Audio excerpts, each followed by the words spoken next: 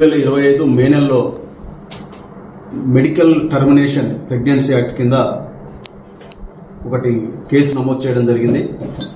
ఇందులో బయ్య అనుష అనే మహిళ అనాథరైజ్డ్గా అబార్షన్ చేయడం వల్ల ఆమెకు అస్వస్థకు గురై మరణించడం జరిగింది. అందులో ఒక 10 మంది వ్యక్తులపై కేసు నమోదు చేయడం జరిగింది. ఇప్పటివరకు దాంట్లో కొంతమందిని అరెస్ట్ చేసి వాళ్ళను రిమాండ్కు తరలించడం జరిగింది. అందులో భాగంగానే ఈరోజు A3గా ఉన్న ముద్దాయి ఎవరైతే ఉన్నారో బాత్కా యాదగిరి అనే వ్యక్తిని, ఇతను ఈ కేసులో 3వ వ్యక్తి మరియు ఇతను పాత్ర ఇందులో కీలకమైంది. ఇతను స్కానింగ్ మిషన్ ద్వారా ఐడెంటిఫికేషన్ చేయడం అనేది ఇతను చేసిన నేరం. మనం ఇతనిది నెకరకల్ ప్రాంతానికి చెందిన వ్యక్తి.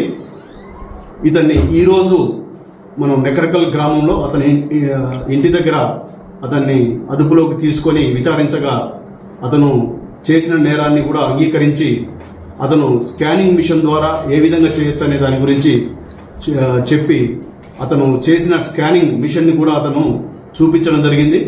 దాన్ని పంచుల సమక్షంలో ఆ స్కానింగ్ మిషన్ కూడా స్వాధీనం చేసుకోవడం జరిగింది. స్వాధీనం చేసుకున్న తర్వాత నేర అంగీకార పత్రంతో అతన్ని అదుపులోకి తీసుకొని అరెస్ట్ చేయడం జరిగింది. అతన్ని రిమాండ్కు తరలించడం జరుగుతుంది. ఇంకా కొంతమంది వ్యక్తులు పరారీలో ఉన్నారు. అతి త్వరలో వాళ్ళను కూడా అరెస్ట్ చేసి వాళ్ళని రిమాండ్కు తరలించడం జరుగుతుంది.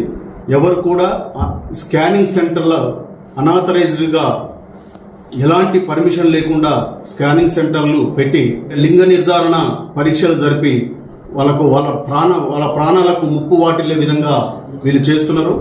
ఇలాంటి వ్యక్తులపై కఠిన చర్యలు తీసుకోవడం జరుగుతుంది. అందుకనే ఎవరు కూడా అనాథరైజ్డ్ స్కానింగ్ సెంటర్లు ఎలాంటి పర్మిషన్ లేకుండా పెట్టద్దు. అందులో లింగ నిర్ధారణ అనేది ఎట్టి పరిస్థితుల్లో చేయొద్దు. లింగ నిర్ధారణ చేయడం అనేది చట్ట ప్రకారం నేరం, దానికి కఠిన శిక్ష ఉంటుంది. కాబట్టి ఎవరైనా సరే వాళ్ళ దృష్టికి ఇట్లా ఈ విధంగా లింగ నిర్ధారణ చేస్తున్నది సమాచారం తెలిస్తే పోలీసుకు తెలియజేయాలి.